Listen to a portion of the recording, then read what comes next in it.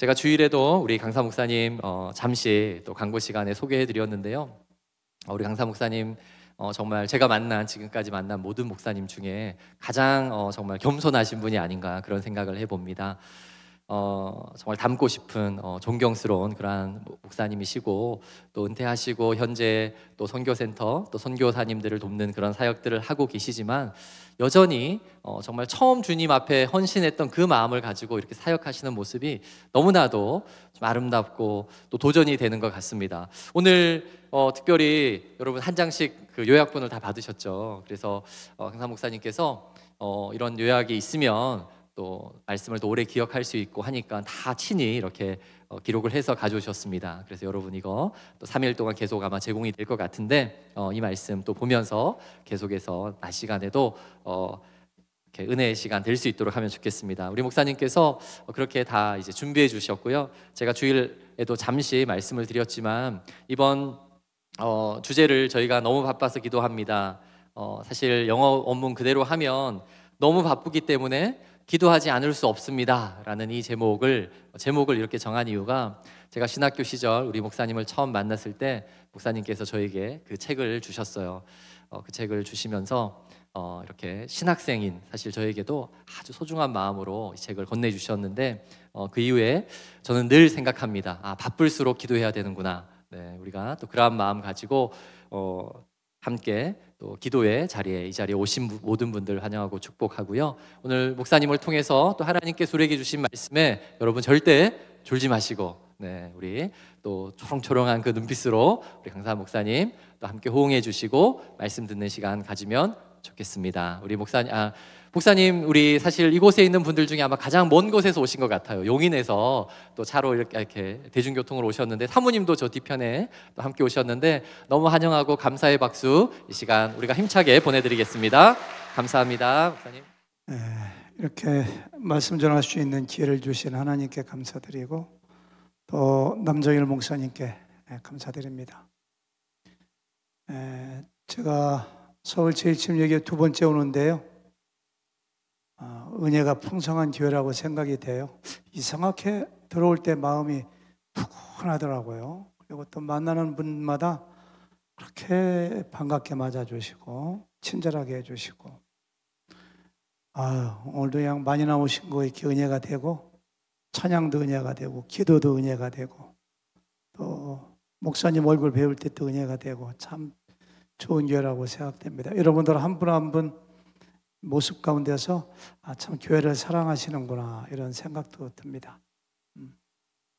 저는 미국 달라스에서 21년 목회하고, 남쪽으로 5시간 떨어진 샌안토니오에서 어느 목사님이 암으로 소천하시면서 저한테 교회를 맡겨주셔서 또 2년 동안 목회하다가 후임자 세우고 은퇴하고, 또 가나안 선교센터 또 사역하고 하다 이제 지금 한국에 들어와서 쉬고 있습니다. 이번에 설교를 준비하면서 제가 은혜를 많이 받았습니다. 제가 은혜를 많이 받았는데, 그래서 여러분들도 하나님께서 은혜를 많이 주실 줄로 믿습니다. 예수님께서는 세상에 계실 때 많은 것을 가르치시고 많은 말씀을 하시고, 심지어 십자가에 달리셨을 때도 말씀을 하셨어요. 예수님은 하나님의 아들이고 구원자이시기 때문에 예수님의 말씀 하나하나가 중요하지 않은 것이 없습니다. 다 중요해요. 우리가 다 기억해야 돼요. 저는 그 중에서도 예수님께서 십자가에서 하신 7마디 말씀이 가장 중요하다고 생각합니다. 왜냐하면 사람이 죽을 때는 진솔해지고 가장 중요하고 가장 강렬한 말씀을 하기 때문에 예수님께서 하신 7마디 말씀이 얼마나 중요할까, 그런 생각을 해봐요. 자기의 인격을 실어서, 자기의 삶을 실어서 죽을 때 고통 중에 이야기하는 거거든요. 미국에 평생 식당을 하다가 아들에게 식당을 물려주고 죽을 때 이런 이야기를 했다고 해요. 얘야, 햄버거에 햄을 너무 많이 넣지 말아라. 그러고 죽었대요. 영국의 아더 핑크라고 하는 유명한 목사님이자 신학자이자 강해 설교가는 돌아가실 때 그렇다고 해요. 성경은 스스로 설명한다. 그러고 죽으셨대요. 우리 남 목사님 잘 아시겠지만서도 부산의 가장 큰 교회 어느 목사님은 4년 전에 코로나로 돌아가실 때 그분이 저희 교회 부흥에도 오셨었거든요. 그분 제가 장례식 하는 걸 온라인 지켜봤는데 코로나 걸려서 더 이상 내가 살지 못하겠구나. 그 순간 나를 자리에서 일으켜달라 해서 간신히 침상 일으켜주니까 간절하게 교인들을 위해서 10분 이상을 기도하시더래요. 그리고 10분 동안 또 설교하시더래요. 그 가족이 이렇게 간증하시더라고요. 마지막 돌아가실 때, 죽을 때 한마디 말이지만 무슨 말을 했는가를 보면은 그 사람의 인격, 그 사람의 성품, 무엇을 위해서 살았는가, 무슨 생각을 하고 있는가가 다 들어있거든요. 저는 예수님의 가상칠언도 마찬가지라고 생각해요. 놀랍게도 예수님의 7마디의 말씀 중에 4번에 걸쳐서 큰 소리로 외쳐 가라사대. 혼자 하신 게 아니에요. 어쩌다가 생각나서 그냥 상황에 이끌려서 하신 것이 아니에요. 계획하시고 의도하시고 모든 사람이 듣기 원하셨고 기록되기 원했고 오고 오는 모든 세대가 알기를 원하셨고 그래서 예수님께서 7마디 하신 거예요. 예수님의 7마디를 연구해보고 묵상해보면은 묵상하면 할수록 연구하면 할수록 예수님이 누구신가? 예수님은 왜 오셨는가? 왜 죽으셨는가? 예수 믿고 구원받은 사람은 어떻게 살아야 되는가? 예수 믿고 구원받은 사람들의 공동체는 어때야 되는가? 그런 게 다 나와 있거든요. 제가 7개를 다 할 수 없고 사흘이니까 그 중에 3개만 골라서 같이 말씀을 나눠보겠습니다. 오늘이 뭐예요? 용서의 십자가. 내일은 뭐예요? 사랑의 십자가. 모레는 뭐예요? 사명의 십자가. 7마디 한번 정리해 볼까요? 외웠으면 좋겠어요. 처음에 무슨 말씀 하셨어요? 아버지여 저들을 사하여 주시옵소서. 오늘 하신 말씀이거든요. 저들이 하는 것을 알지 못합니다. 용서의 메시지예요. 두 번째는 뭐라고 하셨어요? 옆에 있는 강도에게 오늘 내가 나와 함께 낙원에 있으리로다. 세 번째는 누구한테? 어머니 마리아, 사랑하는 제자 요한에게 여자여 아들이니이다. 요한에게는 내 어머니라고 말씀하셨어요. 그리고 네 번째는 뭐라고 했어요? 엘리 엘리 라마 사박다니. 하나님이 어찌 나를 버리시나이까. 다섯 번째는 뭐라고 했습니까? 다섯 번째 내가 목마르다. 그리고 여섯 번째는 뭐라고 했어요? 다 이루었다. 짧아 아주. 일곱 번째는 뭐예요? 아버지여 내 영혼을 받으시옵소서. 시간 날 때 한번 좀 여러분들 애우시고 두고두고 묵상을 해보세요. 오늘 용서의 메시지인데요. 여러분들 한번 좀 생각해 보세요. 예수님께서 십자가에 극한의 고통을 견디고 계시면서 아버지여 저들을 사하여 주시옵소서. 저들이 하는 것을 알지 못한 이민이다. 이렇게 기도하셨어요. 앞에 목사님 오늘 특송하셨죠? 특송 너무 은혜가 됐어요. 목사님 느낌인데 저를 설교할 때 잘 물어봐요. 목회할 때도 그랬어요. 몰라도 괜찮아요? 라고 이건 정답이 없으니까. 목사님은 예수님의 이 기도를 딱 보면서 어떤 느낌이 드세요? 딱 느낌.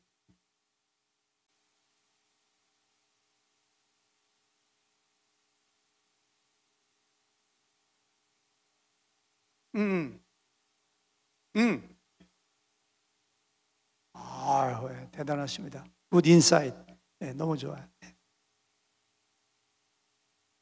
저는 이런 생각을 했어요.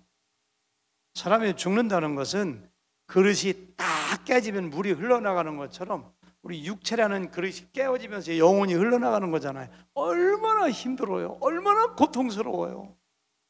그 고통의 순간에 어떻게 자기 어머니도 아니고 제자도 아니고 친척도 아니고 자기를 십자가에 못 박는 원수들을 위하여 기도할 수 있었을까? 이것이 제가 던지는 질문입니다. 제가 목회하면서 임종을 여러 번 지켜봤는데요, 임종할 때 너무너무 힘들기 때문에 되게 의식이 없어요. 설령 의식이 있다 할지라도 너무너무 고통스러워서 말을 못해요. 예수님도 마찬가지예요. 근데 어떻게 원수들을 위해서 기도하셨을까? 이게 제가 던지는 질문이에요. 제가 목회할 때 어떤 여자 집사님이 암에 걸렸는데 매일매일 죽어가 너무 힘들어. 암 4기에 발견되었어요. 군대 간 아들이 있는데 아들이 너무 보고 싶대요. 아들 한번 보고 죽었으면 한이 없겠대. 아들 오면 벌떡 일어나서 나을 줄 알았어요. 저는요. 아들 본 다음에 사흘인가 나흘 며칠 뒤에 돌아가셨는데, 아들이 왔는데 아들아 하고 번쩍 일어나서 껴안고 막 울 줄 알았어. 근데 너무너무 아프고 힘들으니까 눈 뜨고서 어색한 미소, 입술 미소 짓고서 내내 눈 감고 너무너무 힘들으니까. 아까 우리 또 장로님 기도하신 대로 예수님은 밤새도록 재판받으시고 매를 맞으시고 가시 면류관 쓰시고 십자가를 지시고 못 박히시고 조롱당하시고 말로 다 할 수 없는 고통 가운데 있는데 어떻게 내 가족도 아니요 어머니도 아니요 나를 십자가에 못 박아 고통을 주는 그 사람들을 위해서 기도할 수 있었는가? 이것이 제가 던지는 질문이에요. 질문. 제가 70년대 말에 어느 미션스쿨 여자 고등학교에서 교사로 재직했는데요, 그게 서문과장 장로님이 돈을 착복했다는 제명을 쓰고 경찰서에 가서 수사를 받았어요. 한 달 동안. 군사정권 시대이니까 그냥 막 고문 받고 욕 먹고. 근데 무혐의로 풀려났어요. 욕 한 번 먹지 않았던 장로님이 그냥 얼마나 심하게 그 사람들이 수사했던지 너무너무 억울하고 뻔하니까 간암에 걸려서 얼마 있다 돌아가시더라고요. 근데 돌아가실 때 저는 못 들었지만 자기를 수사했던 수사관들한테 심한 욕을 하고 저주하고 돌아가실 때 제가 차마 제 입으로 말 못하겠네요. 그렇게 하고서 간 혼수 상태에 빠져 그 의식이 까물까물할 때 욕을 하고 돌아가셨다고 하더라고요. 고통스러운. 옛날에 군사정권 시절에 그냥 안기부 같은 데 잡혀 들어가서 고문 막 민주인사도 고문 받잖아. 자기 막 고문하면은 고문하는 사람 있잖아요. 막 죽이고 싶대. 그냥 너무너무 인간답지 않은 인간의 그 끝자락을 바라보면서 그냥 죽이고 싶은 증오심. 근데 예수님은 어떻게 그 순간에 그들을 저주하고 욕하기보다는 아버지 저를 용서해 주세요. 저들이 하는 것을 알지 못합니다. 이런 기도를 할 수 있었을까? 저는 이 말씀을 지난 한 달 동안 묵상하면서 이것이 제가 첫 번째 던진 질문이에요. 어떻게 그럴 수 있었을까? 예수님 인품이 좋아서 마음이 좋아서 인내심이 많아서? 아니에요. 제가 발견한 답은 예수님은 용서를 위해서 세상에 오신 분이기 때문에 죄에 빠진 모든 인간들이 하나님께 용서받아 구원받을 수 있는 그 길을 만들기 위해서, 사람과 사람 사이의 진정한 화해와 용서의 길을 만들기 위해서 용서의 길, 구원의 길을 만들기 위해서 오신, 그러니까 예수님은 용서와 분리해서 생각할래야 할 수가 없습니다. 그래서 예수님은 죽으시는 극한의 고통 가운데서도 용서를 위해서 기도하셨던 것입니다.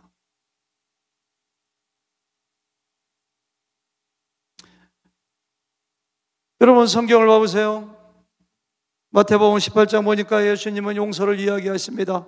너희가 형제를 용서할 때 7번씩 70번이라도 용서하라. 주기도문 가르치실 때 또 용서를 말씀하세요. 우리가 우리에게 죄진 자를 용서하신 것처럼 우리 죄를 사해달라고 기도해요. 산상수훈에서도 너희를 원수를 사랑하고 너희를 핍박하는 자를 위해 기도하라고 했어요. 예수님은 직접 용서를 선포하십니다. 세상에 그 어느 누가 사람들을 향하여 내가 너의 죄를 용서하노라 그런 얘기 누가 못하잖아요. 예수님은 중풍병자를 고치시고 혈루병 여자를 고치시고 기회가 있을 때마다 내 죄가 사함받았느니라. 왜? 예수님은 용서의 주인이시고 용서를 위해서 오셨기 때문에. 이렇게 용서를 위해서 오신 예수님께서 만약에 마지막에 십자가에 죽으실 때 당신의 원수를 향하여 저주하고 욕을 하시고 만약에 돌아가셨거나 용서에 대한 메시지를 하시지 않고 돌아가셨다면 우리는 대단히 실망할 것입니다. 어쩌면 그분은 하나님의 아들이 아니고 용서를 베푸시는 구원자가 아닐지도 모릅니다. 그러나 예수님께서는 용서의 주인, 화해자, 하나님의 아들, 용서의 길을 만들러 오신 그분이시기 때문에 십자가의 마지막 죽으시는 순간에도 용서의 메시지, 용서의 기도를 하신 것을 우리가 알 수가 있어요. 아멘. 여러분 한 가지 꼭 기억하셔야 돼요. 사람의 용서와 하나님의 용서는 달라요. 여러분들도 인생을 사시면서 그런 경우 있죠. 아, 네, 그 사람은 내 눈에 흙이 들어가기 전까지 용서할 수가 없어. 그런 사람은 몇 명씩은 다 있죠? 저 혼자만 있나? 그런데 이상해요. 5년 지나가고 10년 지나가고 20년 지나면은 기억이 희미해지면서 아유 뭐 다 지나간 일인데 뭐 하면서 용서가 되어질 때가 있죠. 인간의 용서는 관대함, 망각, 잊혀짐, 마음의 누그러짐. 아 오래전 일인데 뭐 그럴 수도 있지 뭐 이렇게 거기서 용서가 나오는 거. 이건 인간의 용서예요. 그런 용서는 온전한 용서가 아닙니다. 왜냐하면은 아무리 내가 그 사람을 오랜 시일이 지났기 때문에 내 마음이 누그러져서 용서한다고 하지만 그 사람이 나 모함한 거, 그 사람이 나 폭행한 거, 내 돈 떼먹고 대망한 불의, 죄진 거, 그건 어떻게 되는 건데? 정의와 공의가 희생되기 때문에, 정의와 공의가 없는 것이기 때문에 그런 용서는 온전한 용서가 아니에요. 예수님은, 하나님은 그런 값싼 용서를 하시지 않습니다. 하나님은 자비와 사랑이 많으신 분이고 동시에 공의의 하나님, 정의의 하나님이시기 때문에 반드시 죗값을 받으신 다음에 용서를 하시는 분이 하나님이에요. 하나님은 반드시 사랑도 성취하지만 정의와 공의도 성취하시는 분이 우리 하나님이시. 이것이 바로 하나님의 딜레마예요. 아유 그래 그냥 없는 것으로 치지 뭐 용서하지. 그러면 공의가 어떻게 돼? 공의가 울잖아요. 안 돼. 죗값을 받아야 돼. 심판해야 돼. 그럼 하나님의 사랑이 울잖아요. 하나님의 딜레마예요. 딜레마. 이 문제를 단번에 해결해 주신 분이 예수님이에요. 예수님께서 우리의 죄를 지시고 십자가에서 대신 죽으심으로 말미암아서 이 문제가 해결되셨어요. 예수님께서 우리의 죄를 지시고 온갖 고난을 받으시고 십자가의 죽으심으로 말미암아 하나님께서는 저와 여러분들의 죄를 용서할 수 있는 터전, 그 길을 예수님께서 만드신 거예요. 그래서 예수님의 죽음 때문에 우리가 용서를 받으신.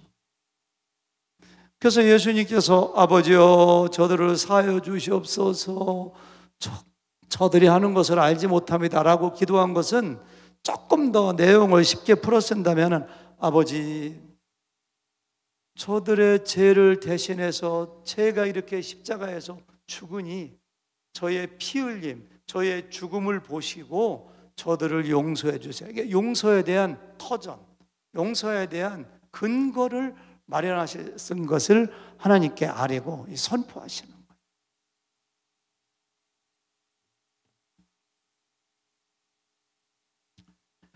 예수님께서는 죄인들을 용서해달라고 단순히 기도하는 것에서 끝난 것이 아니라 하나님께서 용서하실 수 있도록, 하나님의 공의가 희생되지 않도록, 하나님의 정의와 공의가 만족되도록 용서의 길을 마련하고 계신 거예요. 용서 뒤에, 하나님이 우리를 용서할 수 있는 용서 뒤에는 독생자 예수님의 희생과 죽음과 고난이 있었다는 것을 우리가 꼭 기억해야 됩니다. 아멘.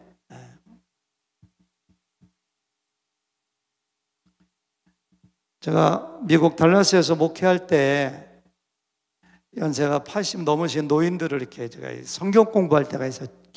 목회 초창기에 10분 정도 모아놓고서 하면은 제가 꼭 물어봐요.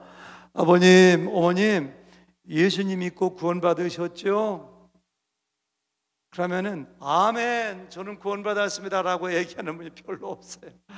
아유, 글쎄요, 뭐 죽어봐야 알죠. 뭐 지금 어떻게 하나요? 이런 분. 아유, 글쎄 얼마 전에 기도 열심히 하고 헌금할 때는 구원 받았었는데 요즘은 기도가 좀 현찮아가지고 글쎄 모르겠네요. 이렇게 하세요.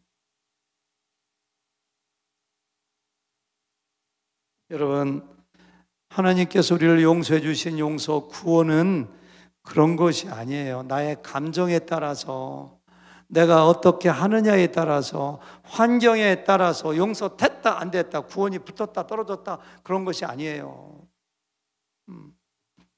여러분들 아들, 딸이 다 있으시죠? 아들이 내 왜 아들인가요? 내가 낳았기 때문에.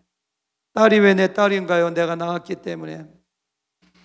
내가 내 아들을 낳았으면 항상 내 아들이 좀 잘못해도 때로는 불효해도 내 아들인 것처럼 하나님께서 우리의 죄를 한번 용서하시고 한번 구원하셨으면 그것은 변치 않아요. 하나님의 자녀가 무슨 뭐 껌딱지처럼 붙었다 떨어졌다 하는 것이 아니에요. 항상 하나님의 딸이고 항상 하나님의 아들이고 항상 천국, 우리는 뭐 하나님의 저주의 자리에서 예수님의 십자가의 죽음의 용서와 구원으로 말미암아 용서의 자리로, 축복의 자리로 옮겨진 사람들이에요. 옮겨진 사람들. 아멘. 네. 저는 이번에 고난주간을 통해서 다 아는 거지만 다시 한번 여러분들이 용서의 기쁨, 구원의 감격을 회복하는 여러분들 되기를 주님의 이름으로 축원합니다. 아멘. 내 죄가 용서받았어요. 내 죄가. 하면 입장을 좀 바꾸러 생각해 보세요. 어떤 사람이 자기가 순간 잘못돼서 살인죄를 저질렀어요. 잡히면 죽어요. 잡히면 평생 감옥 살아야 돼요. 그런데 와, 세상에 어떤 일로 인하여 내 죄가 다 용서받았다, 펄펄 뛰고 막 날아갈 거예요. 날아갈 거 마찬가지예요. 영원히 지옥에 가서 죽어야만 되는 우리 엄청난 죄를 예수님께서 십자가에 죽으심으로 말미암아 용서받았다는 그 사실 한 가지가 얼마나 감사한가요? 그거 한 가지만 날마다 생각하고 오늘 찬양이 얼마나 은혜가 다, 그 찬양처럼 생각해도 저 찬양할 때 은혜가 많이 되더라고요. 구원의 기쁨, 용서의 기쁨, 그거 한 가지 회복할 때 우리의 신앙생활이 얼마나 달라질까요?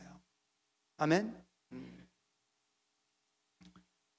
그래서 사도 바울은 로마서 8장 33절 34절에서 다 같이 읽어볼까요?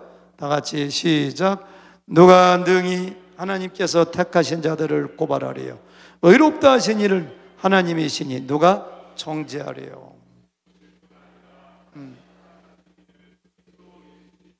그는 하나님 우편에 계신 자요 우리를 위하여 간구하는 자죠. 아유, 죽어봐야 알죠. 글쎄요, 지금 기도를 못하고 해서 구원받은, 그것은 겸손이 아니라 예수님의 십자가의 죽음을 헛되게 하는 거예요. 날마다 나는 용서받았다, 나는 구원받았다, 할렐루야, 나는 의롭다함을 받았다. 참소하는 것, 고소하는 것 전문가인 사탄도 우리를 정죄하지 못하는데 왜 자기가 자기를 정죄해요? 자기가 용서받았다는 확신을 다시 한번 꼭 가지시기를 주님의 이름으로 축원합니다. 아멘. 네.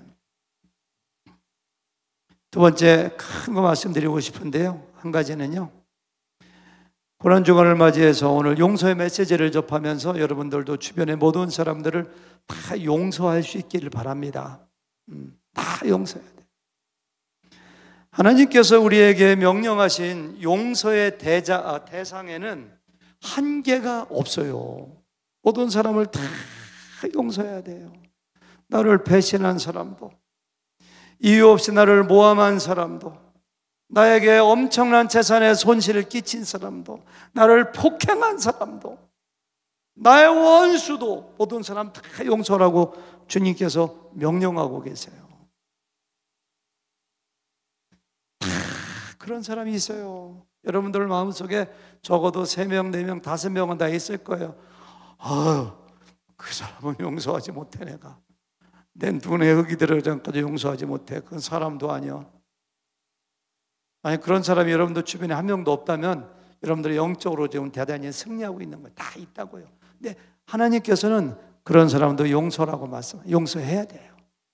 그 이유가 5가지가 있는데요, 짤막짤막하게. 첫 번째는요, 예수님께서 십자가에서 모범을 보이셨기 때문에 나를 욕하고 때리고 십자가에 못 박고, 사람이 죽어가는데 옷을 나누어 가져 서로가 제비뽑기하면서, 이게 인간이냐고요. 이게 탐욕, 인간의 그런 인간을 어떻게 용서해? 예수님은 아버지, 저들을 용서해 주세요. 우리한테 모범을 보였기 때문에, 우리가 예수님의 제자라면서요, 예수님을 닮아야 된다면서요, 그럼 용서해야죠. 두 번째, 하나님께서 계실 때마다 계속 명령하셨기 때문에, 명령하셨잖아요. 하나님의 명령을 지키지 않으면 죄인 거 알죠. 세 번째, 예수님은 십자가에서 내 죄만 위해서 돌아가신 것이 아니라 내가 용서하지 못하는 그 사람의 죄를 위해서도 돌아가셨기 때문에. 네 번째는요, 내가 누군가를 용서하지 못하면 용서받지 못하는 사람보다 용서하지 못하는 내가 더 큰 화를 입기 때문에, 더 큰 피해를 당하기 때문에.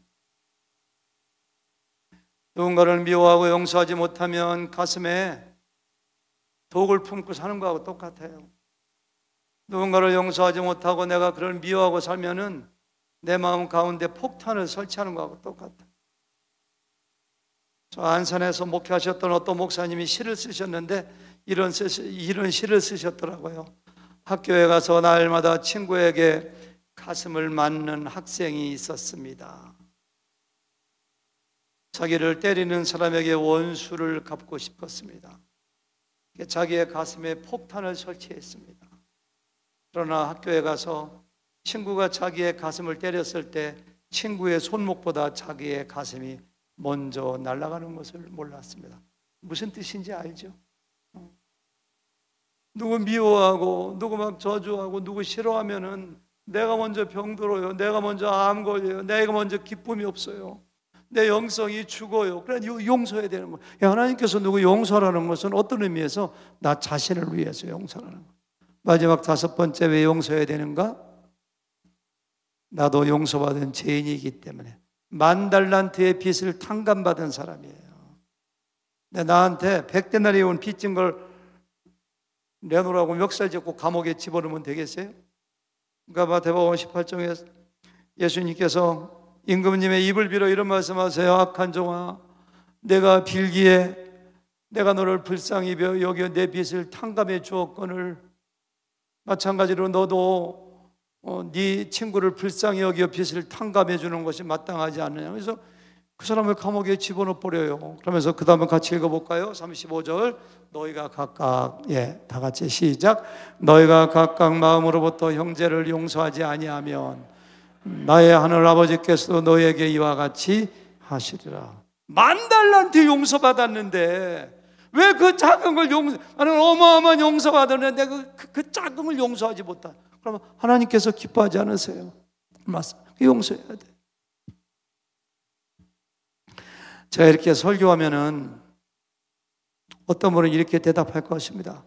목사님, 저도 그걸 알지요. 신앙생활하면서 수없이 들어봤습니다. 그런데요, 목사님, 그렇게 저를 모함하고 피해 끼치고 악하게 행동해놓고 사과 한마디 없어요.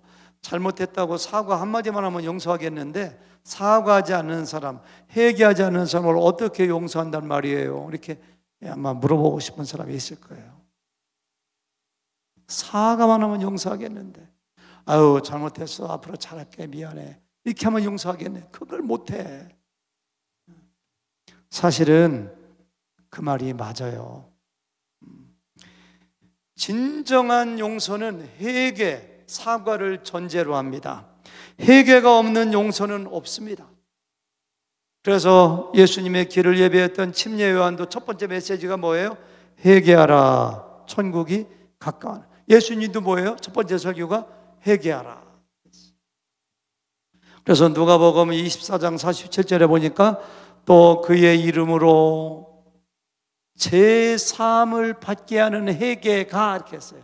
제3을 받게 하는 회개가 이렇게 했어요. 그러니까 회개가 없으면 제3이 없는 거예요.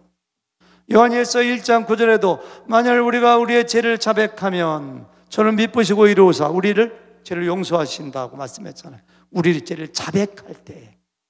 더 중요한 말씀 누가복음 17장 3, 4절 말씀 다 같이 시작. 너희는 스스로 조심하라. 만일 내 형제가 죄를 범하거든 경고하고 회개하거든요. 회개하거든 용서하라. 그 다음 보세요. 만일 하루에 7번이라도 내게 죄를 짓고 7번 내게 돌아봐 내가 회개하노라 하거든 너는 용서하라 하시더라. 회개, 사과. 여러분 여기서 한번 생각해 보셔야 돼요. 여러분들에게 잘못한 사람만 사과하고 회개할 존재가 아니라 조금만 좀 바꿔 생각해 보세요. 나도 용서받아야 될 사람이에요, 사실은. 그래서 여러분들 누군가에게 관계가 좋지 않고 누군가에게 원망들을 만한 일이 있고 누군가에게 마음을 아프게 했다면은 먼저 가서 죄송합니다. 제가 사과합니다. 하나님께도 마찬가지죠. 자백해야죠. 회개해야죠. 이게 성숙한 사람의 특징이에요. 내가 용서받기 위해서 하나님과 사람, 심지어 내 배우자에게, 내 형제에게, 친구에게, 관계가 멀어진 사람에게 용서받기 위해서 내가 용서받아야 할 일은 없는가, 내가 사과할 것은 없는가 생각해봐서 먼저 쫓아가서 사과하고 용서받는, 회개하는 이번 주간이 됐으면 참 좋겠습니다. 아멘. 여러분들도 마찬가지예요. 누군가가 여러분들에게 와서 사과할 때, 회개할 때 용서해야 되는데 이 말을 여러분들 오해하시면 안 돼요. 진정한 용서는 진정한 회개 가운데 용서가 이루어지지만 그렇다고 해서 회개하지 않는 사람, 사과하지 않는 사람은 미워하고 증오하고 정죄하고 저주해도 좋단 말인가? 그렇지 않아요. 누군가를 정죄하고 심판하고 하는 것은 우리에게 그 권리가 주어지지 않았어요. 그건 하나님의 영역이에요. 하나님의 영역. 아무리 나에게 잘못했어도, 아무리 내 마음을 아프게 했어도, 내 눈에서 피눈물이 나왔어, 그 사람을 미워하고 그 사람을 적대시하고 증오하고 망했으면 좋겠다고 하고, 그것은 우리가 할 일이 아니에요. 하나님이 그건 하실 일이 하나님이에요.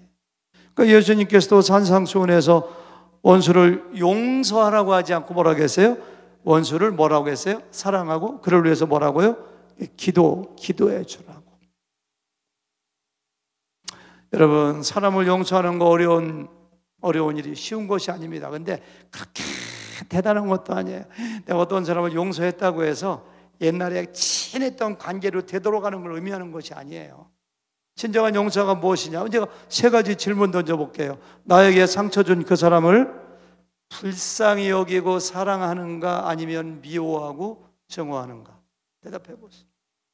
나에게 상처 준 그 사람을 위해서 잘 됐으면 좋겠는가, 망하고 빨리 죽었으면 좋겠는가? 어떤 거예요? 나에게 상처 준 그 사람이 잘 되길 내가 기도해 주는가, 아니면 생각도 하기 싫은가? 만약에 내가 그 사람을 불쌍히 여기고 나에게 상처 줬지만 잘 되길 원하고 그 사람을 위해서 기도해 준다면 옛날처럼 친하지 않아도 이미 용서는 완성된 거예요. 하나님께서 우리에게 명령된 거다 한 거예요. 내가 그 사람 그냥 너무너무 그냥 미워, 생각도 하기 싫어. 그 사람 망했으면 그냥 쌤통이야. 너무 잘 됐어. 아주 그냥 기도하기도 싫어. 그렇다면은 용서하지 못한 거예요. 용서 너무 대단한 거 아니에요? 그냥 그 사람을 위해서 기도해 주는 거예요. 기도해 주는 거예요. 제가 용서에 대해서 오랫동안 묵상하면서 저 자신을 봐도 마찬가지고요. 사람에게는 용서할 능력이 없다고 생각했어요. 저는 용서 못해요.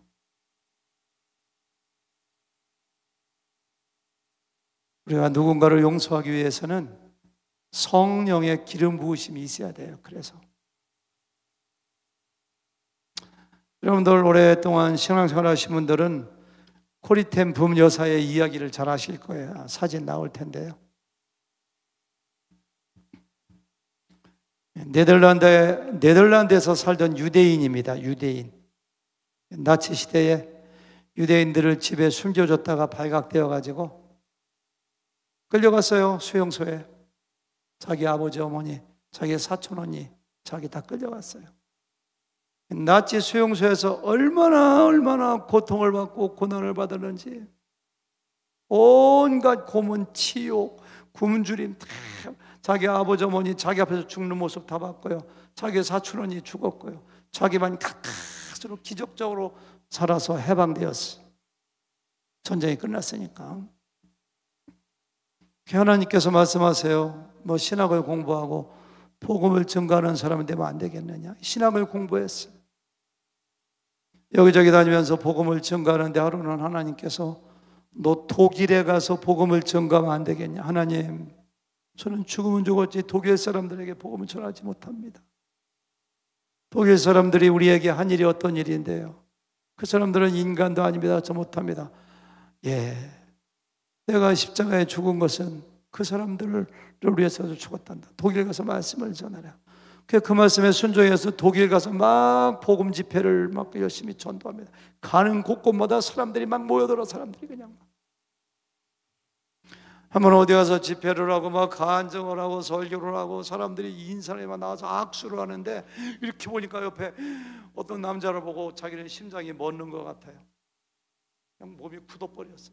옆에 온 남자 잠바 허름하게 입고 왔는데 세상에 자기가 수용소에 있을 때 자기 사촌 언니를 강간하고 한겨울에 새벽에 모든 여자들을 빨가벗겨서 밖에 내세우고 때리고 굿하고 그 남자가 자기 설교 듣고 거기서 악수하려고 그 남자는 자기 몰라보지 하도 여자들이 많으니까 거기 오고 있는 거예요. 그래서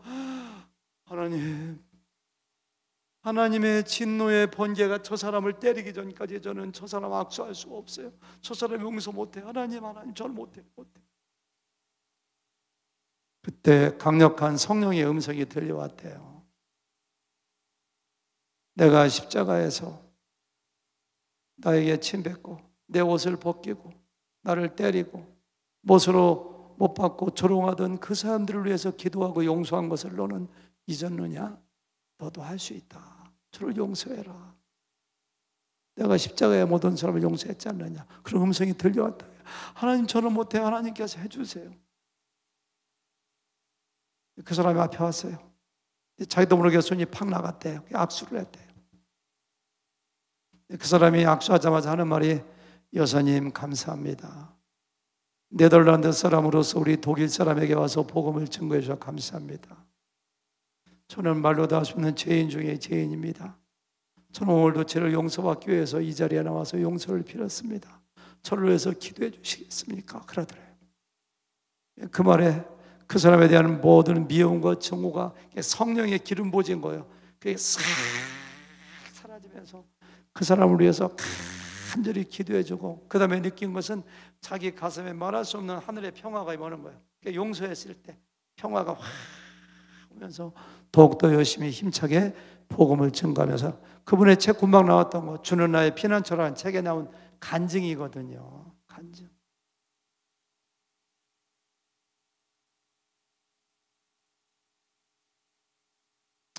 전도를 목회하면서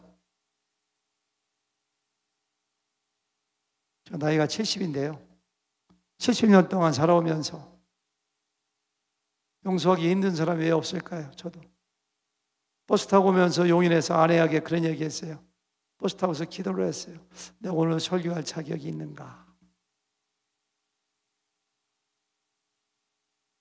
버스 타고 오면서도 기도했어요. 계속 어제도 기도하고 아침에도 기도했지만 하나님 내 마음을 그렇게 아프게 했던 그 사람 용서합니다. 저에게 기름 부어주세요. 언제까지 기도해야 돼요?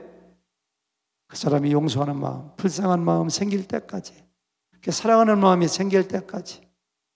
용서는 4단계예요. 먼저 하나님께 도움 구하는 기도를 해야 돼요. 기도하잖아요. 분명히 들으세요. 여러분들 꼭 기억하세요. 교회에서 가장 많은 상처를 받는 사람이 누군지 아세요? 목사님하고 사모님이에요. 목사님하고 사모님이 맨날 영광만 받고 존경만 받고 맛있는 것만 대접받고 그럴 줄 아세요? 안 그래요. 한 사람 교회 나오다 안 나오면 그때 얼마나 가슴에 멍이 드는데 별 얘기 다 들어요. 우리 남 목사님은 인품이 워낙에 좋으셔서 그런 말씀 안 들으시겠지만은, 아유, 별 사람 나 있지. 상처 주는 사람. 이민교회는 더합니다. 목사님 그러시죠. 이민교회는. 근데 그 사람들을 어떻게 사랑하고 용서하고 나갈 수 있을까요? 기도. 새벽에 가서 그냥 물을 타고 그 사람 위해서 기도하면은 주님께서 말씀하세요. 꼭 말씀하세요. 그래, 그를 사랑해라. 내가 그를 위해서 죽었다. 하나님이 기름 부어 주세요. 첫 번째 뭐예요? 기도. 두 번째 뭐예요? 성령의 기름 부음. 세 번째는 뭐예요? 믿음으로 선포. 하나님, 제가 그를 용서했습니다. 하나님, 제가 그를 사랑합니다. 그 사람도 피해자입니다. 어렸을 때 환경이 안 좋아서 저렇게 마음에 상처가 많아서 저 사람도 고쳐받아야 됩니다. 전들 그렇게 하고 싶어서 했겠습니까? 자꾸 불쌍해져. 아유, 저 사람 저 고쳐야 되는데 그래 천국 가는데 이렇게 불쌍해져. 막 딱해져. 그리고 막 사랑해져. 믿음으로 선포를 하나님, 그를 용서합니다. 마지막 네 번째는 용서했다고 믿고 손을 내밀어야지. 손을 팍 내밀어. 그래서 사랑의 행동. 만났을 때 그냥 눈에 도끼눈 뜨고 쳐다보지 말고, 제가 이 교회 오니까 그냥 만나는 분들 왜 이렇게 저를 처음 보는데도 이렇게 사랑스럽게 대해주시는지. 이제 목사님께 그랬어요. 이 교회 성도님들은 왜 이렇게 친절하고 착해 보이느냐고 제가 그랬어요. 그래서 내가 용서했으니까 그렇게 사랑의 언어, 이렇게 행동으로. 네 단계 뭐예요? 기도, 성령의 기름 부음, 믿음의 선포, 믿음의 행동. 그래서 용서가 완성되는 거예요. 여러분, 예수님께서 십자가에서 첫 번째 하셨던 용서의 기도를 우리가 묵상하면서 나는 용서받은 사람이야, 구원받았어, 하나님의 자녀야, 다시 한번 확인하시고요.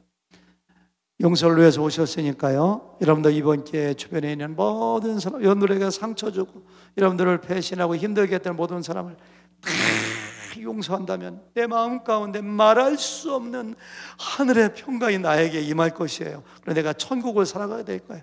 암세포도 싹 사라져. 그러면 그냥 너무 좋아. 그런 놀라운 축복의 한 주간 여러분들의 평생 되시기를 주님의 이름으로 축원합니다. 하나님 감사합니다. 용서를 위해서 세상에 오시고 고난받으시고 십자가에서 죽으셨는데 우리가 우리의 몸으로 용서받으심을 확신하고 용서의 구원의 감격 가운데 살아가게 도와주시옵소서. 더 나아가 우리가 더 큰 용서를 받았을진데 예수님께서 당신을 십자가에 못 박는 사람을 위해서 기도하고 용도하셨는데 나에게 백대나리에 온 작은 빚진 자를 용서하는 저희들 그런 사람 되도록 축복하여 주시옵소서. 용서가 완성되는 한 주간 되도록 그걸 위해서 기도할 때 각자의 심령 가운데 기름 부어 주시옵소서. 예수님의 이름으로 기도합니다. 아멘.